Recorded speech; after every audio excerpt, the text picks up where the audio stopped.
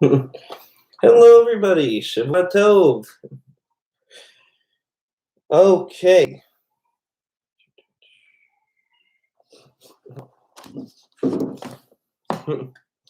We are just about to get started with Hasidut.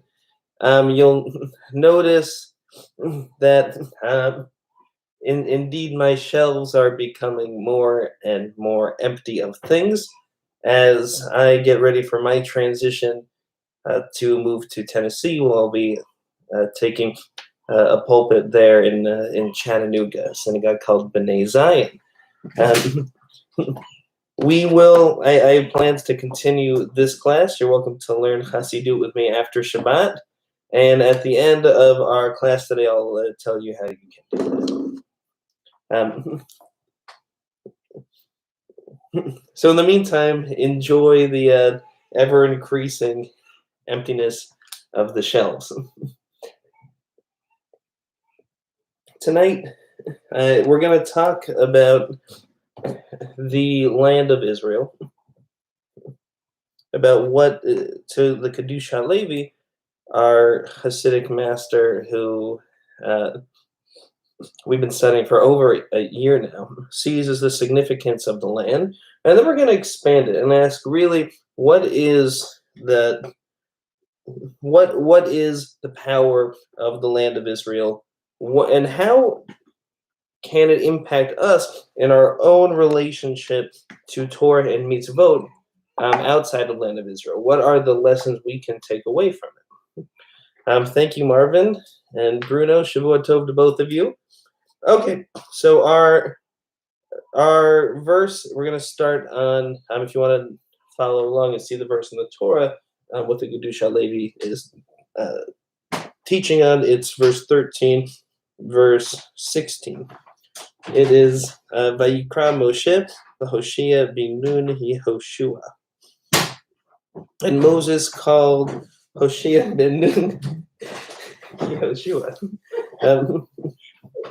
By the way, my mom is here tonight. You won't be seeing her on YouTube because she's here helping us pack. Shalom Yochev. So he says, Perish Rashi. So he says, Rashi explains the following. Hitpalal alav. Moses prayed on Joshua on his behalf. Ya Yoshiacha me'atzat meraglim. Why did he change his name? He says that God may redeem you from the advice of the spies, the meraglim. Just to remind us of the story, just so we're all the same page about what happened in this week's Torah portion. Moses, at the behest of God, it appears, sends spies into the land of Israel, one from each tribe, and they're going to gather intel and help the nation decide if they are able to conquer the land or not. Now, perhaps that wasn't the purpose. Moses gives them clear instructions. See if the cities are walled. See how the produce is, etc. But the underlying goal is to figure out if they're able to go into the land or not. How the process of conquering the land is to be. Now, the Kedusha Levi sees the reason for going in there completely differently. So he says, Moses prayed that Joshua may be saved from the advice of the spies, those who were sent into the land of Israel. V'niyed l'dakdek, and there is what to examine here. Moshe lo haya yodea shiyu meraglim ki bevadai lo haya sholeach otam. He asked the question. So Rashi said the reason that he prayed about Joshua was to save him from the fate of those spies. It's because of the end of the scene when 10 of them come back and say that they can't get into the land of Israel, that this generation is going to have to wander around the desert for 40 years and die. And so he's praying for Joshua that doesn't happen. But the Kedusha Levi says, how could he pray about that when that hasn't occurred yet? Does not this prayer to Joshua happen before the fate of the spies is known? How can Moses pray for something that he didn't know was going to happen? Ukamosha Peresh Rashi, Zal al Hanishim. And Rashi also explains the word anashim. He said that, which means people. Be'otah sha'a ksherim hayu. Says at that point that they were fit to inherit the land. It was only after this that they weren't. So how could he pray about this to Joshua, that he be saved from this fate which hasn't yet been decreed? V'nireh l'taretz, and it seems to me that this is the answer. Ki amar Hashem leMoshe, when God said to Moses, Shalach lecha anashim v'yaturu et haaretz, send for yourselves people, anashim, that they may spy the land. V'yaturu et haaretz. Mishnah Torah b'sipor ma'asem raglim ne'amar, and in Deuteronomy it says v'yichapru et haaretz, that they shall examine the land, using a slightly different word. V'hine ita b'midrash k'mosheyesh ramach evarim v'shasa gidim ba'adam. He says, we have a midrash in Kohelet Rabbah that says, just like there are 248 limbs and 365 sinews in a person, in a human being, kamo ken yesh ba'aretz, there is also the same for the land of Israel. I'll say that again because this is going to be the crux of how the Kiddush HaLevi sees the spiritual impact of being in the land of Israel. We know that there aren't exactly 248 bones and 365 sinews, but we've talked about this before, where midrashically we say that in our bodies you can discover the essence of Torah just by looking inward. There are 248 positive commandments, 365 negative commandments, and we have the tools in our body, through our bones, through our muscles, through our guts, to know the essence of Torah. And so he says there are 248 of these spiritual bones in a person, 365 sinews.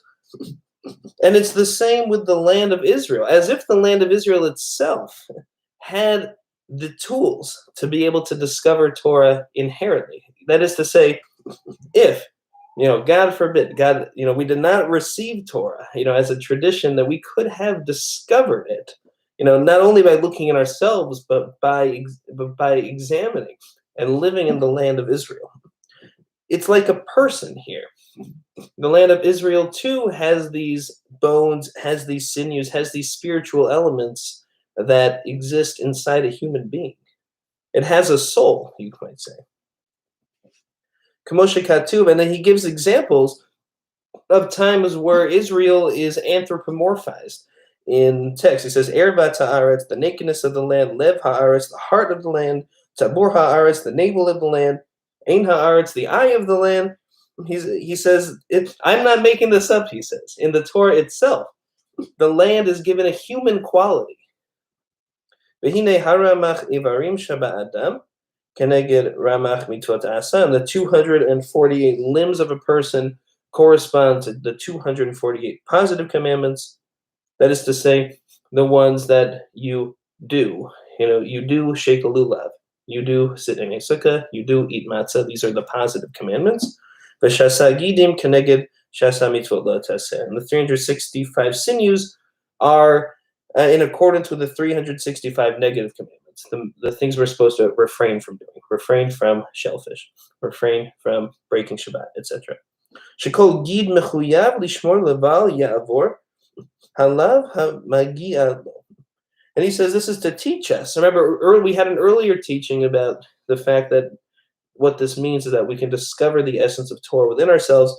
He says another thing that we learned from this is that each and every one of our sinews, each and every one of our bones is obligated to keep the commandments, to refrain from transgressing them. It takes a team, that is to say, our whole self. We can't, when we keep a mitzvah, the idea is you're doing it with your whole essence, with your whole body, with your bones, with your muscles, with every part of you. Not just And that's we'll come back to that. But the idea of what it means to truly do a mitzvah doesn't stop with just one part of us. You have to bring your whole essence there. וכמו כן, גם כן בארץ, האיברים וגידים מחויבים לשמור התרי"ג מצוות. He says it's the same with the land of Israel. The land of Israel, with its bones and muscles, so to speak, is obligated to keep the 613 mitzvot. Now that idea is kind of surprising to us who have never thought about the land of Israel as a living, breathing entity. But according to the Kedushat Levi, the power of the land of Israel is that it too, like any Jewish person, has an obligation to God through these mitzvot. We are connected to Jews around the world through the mitzvot. It's our special way that we have a connection to Jews throughout history, to Jews. I'm here in Los Angeles for another week and a half or so, and I know there are people joining us in Brazil. There are people joining us in the Valley. There are people joining us all around the country. And we're connected through the mitzvot. And he says we're not just connected to each other through the obligation to keep the mitzvot, but the land of Israel itself has an obligation to keep these mitzvot. וכשישראל עושים המצוות בארץ, אזי על ידי זה הארץ חשקה וחפצה שיהיו ישראל בארץ לעשות התרי"ג מצוות בתורה. And when a Jewish person keeps the mitzvot in the land of Israel, then he says the land of Israel desires and has a deep yearning for that person to be there, because it's helping the land to fulfill its obligation too. Okay, and so therefore, back to the main topic here, Shalach Moshe hashneim asar anashim v'tziva lehem. Moses sent these 12 spies, and he said to them, v'yaturu, to go scout the land. He says, don't read it like scout, read it Lashon Torah. Not Turu is to scout, but Turu from the word Torah, which is to say, go do Torah in the land of Israel. Shiyomadu Sham Torah. Teach Torah there, learn Torah there. V'hi ha'aretz noach lechavsha lifneihem k'sheyasu mitzvot ba'aretz. And the land will be easy for you to conquer, because you will have done mitzvot in the land of Israel. That's his blessing to Yehoshua. He says, go and be saved, save the people of Israel. All 12 of you, even, by going and doing Torah in the land of Israel. It has nothing to do with scouting the land. Moses is according to the Kedushat Levi, Moses is now planting the seeds for an easy conquering of the land of Israel. Because remember, this is not the pshat, the simple reading. This is the Kedushat Levi's interpretation. Remember, late 18th century, mid 18th century Hasidic master in Berdichev. He says has nothing to do with scouting the land, has nothing to do with seeing if they can physically conquer the land. It's going there and doing mitzvot so that the land desires them, so that the land has, so the land wants them to be there. Okay, so let's just take these ideas apart a little bit. The idea that the land of Israel, that you can have a relationship to it like any other human being. It has the power to yearn. It has the wherewithal to be obligated in mitzvot like a person. This is one of the special aspects of the land of Israel. We learn from this that when we do mitzvot, as we said earlier, in order to truly do them, we have to bring the 248 limbs and bones and the 365 sinews into the mitzvah in order to do it fully, to truly do it. But I want to expand on this a little bit and share one more aspect when we take into account the land of Israel. We've spoken before about the power of 3 lower worlds, in the Kabbalistic sphere that are symbolized by thought, speech, and action. And when we do mitzvot, part of doing the mitzvah is not just bringing your whole self there, but you want to unite these three aspects. In your mind, you have the thought, the intention that I am doing this mitzvah in order to fulfill my obligation and to craft a more intimate relationship with God. That's your thought when you do a mitzvah. Then there's the verbal expression of the mitzvah, the blessing. One of my favorite examples is shaking a lulav, because it's such a clear expression of thought, speech, and action. You have the blessing for shaking the lulav, Baruch Atah Hashem, etc. Blessed are you, Adonai, who commanded us to do it. So now you've united these two aspects of ourselves, the thought and speech. And then you have the action. Immediately following that speech, the blessing, you do the action. There cannot be any break between the blessing and the action itself. So now you have united those three aspects of ourselves, thought, speech, and action. But there are two others that we haven't spoken about. Two others that expand the dimensions of mitzvot from 3 to 4 and possibly 5. The fourth is time.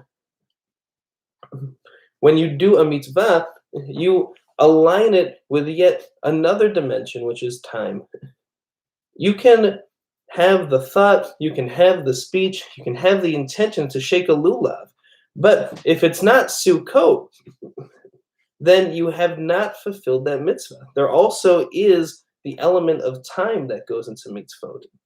And then finally, we were reminded from this text that there's a fifth dimension, which is space, time and space. I know, you're going to tell me these are one and the same, because you've studied Einstein's theory of relativity.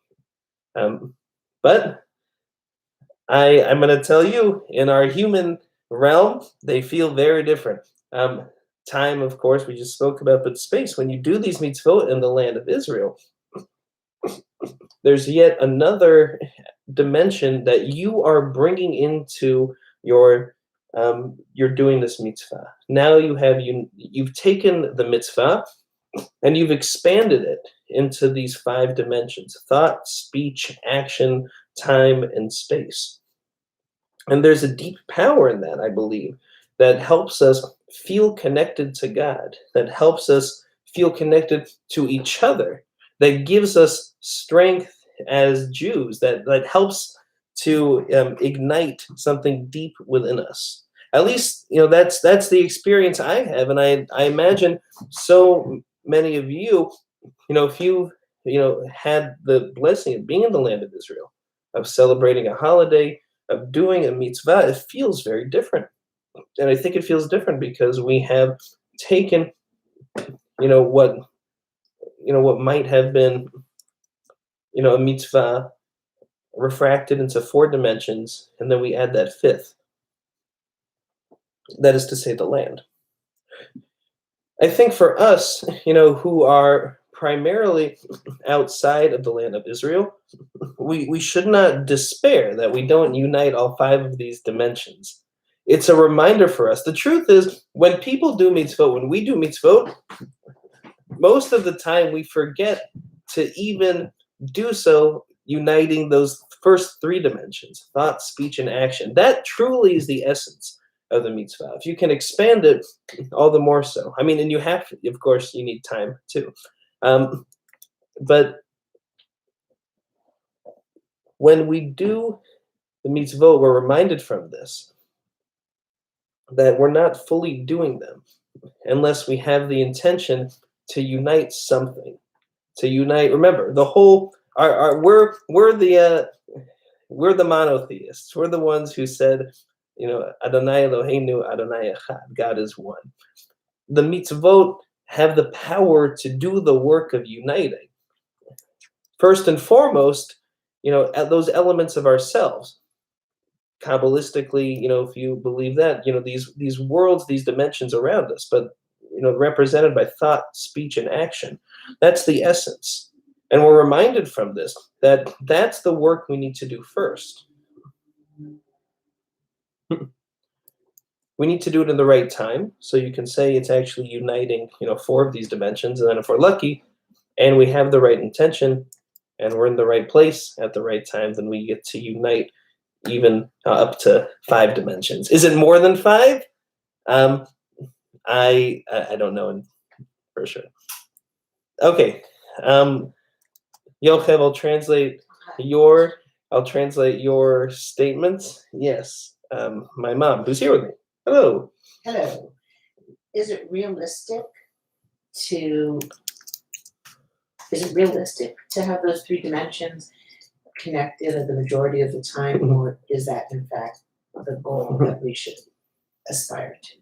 Great. So for those who didn't hear, the question was, is it realistic to connect all 3 of those at the same time, or is that the goal? It's definitely aspirational, I think, at least, personally, especially, sometimes, when I, stand up to pray, there's a lot going on.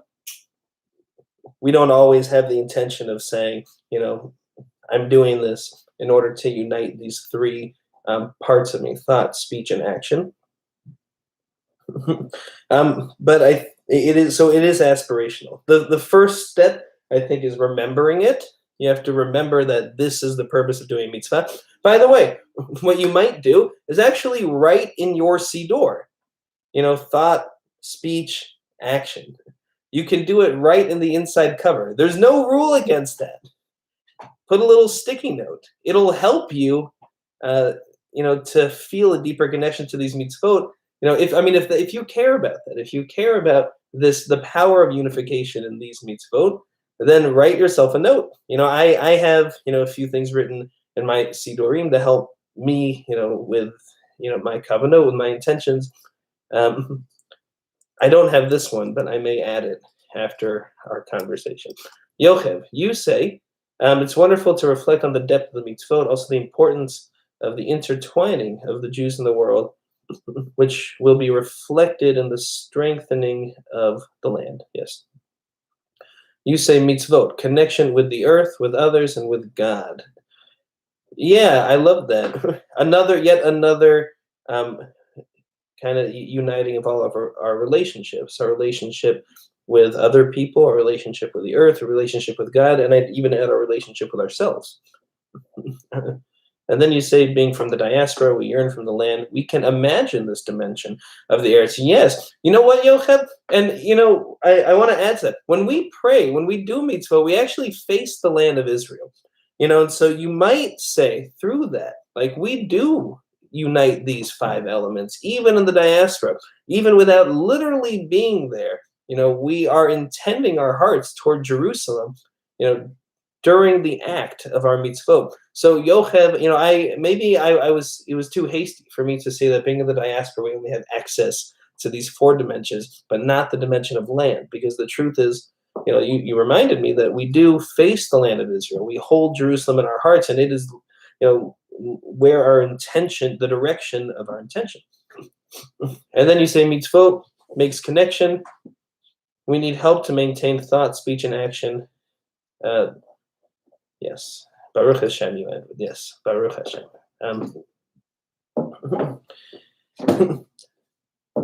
What I wish for you this week is that you, at least once, try to do a mitzvah. Maybe it's, saying the Shema. Maybe it's lighting Shabbat candles at the end of the week. Maybe it's even giving tzedakah.